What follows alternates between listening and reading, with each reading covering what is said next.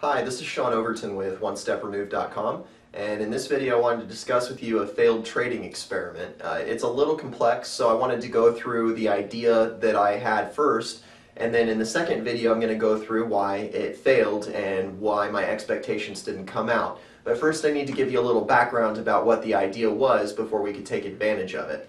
So my goal in this first step is just to explain to you how I would expect to neither make nor lose money in the market. If I just set up a certain take profit and stop loss distance, then I can calculate how often I expect to win.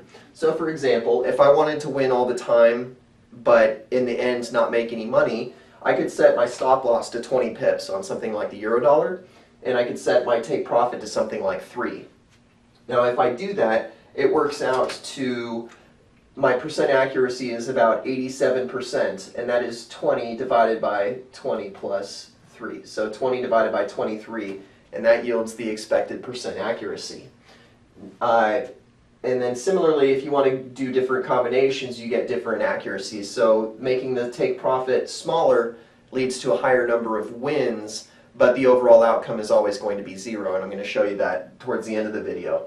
So if you put this at 7 for the take profit and you let the stop alone, then you do the math the same way. You get 20 for the stop loss, and then you divide it by 20 plus 7, 74. So as this number gets closer to 20, the percent accuracy gets closer to 50%.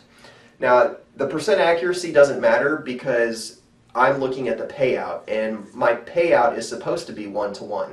And in this scenario, what I've done is I'm looking at what would happen after I completed 100 trades. So if I did 87 times 3, which is 87 trades would expect to win, and we would expect 13 to lose.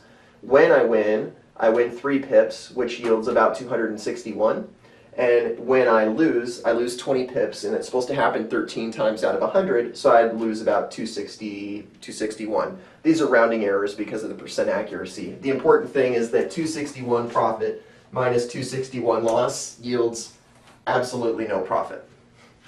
And then similarly here, if I had 74% accuracy and my payout was always 1-to-1, I expect to win 74 trades.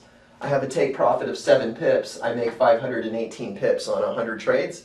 But if I do my stop loss with 20 and I expect to lose 26 times, then it comes out to 520. Again, that's a rounding error, so basically the net is 0.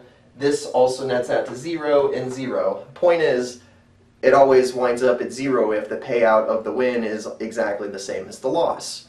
So in the next video I'm going to show you how I tried to take advantage of this fact to earn commissions in the market, and by doing that my goal was to just try and suck the commissions out without exposing myself to any kind of undue trading loss, but it didn't actually work out that way, and we'll go into more detail. My name is Sean Overton. Thank you for listening.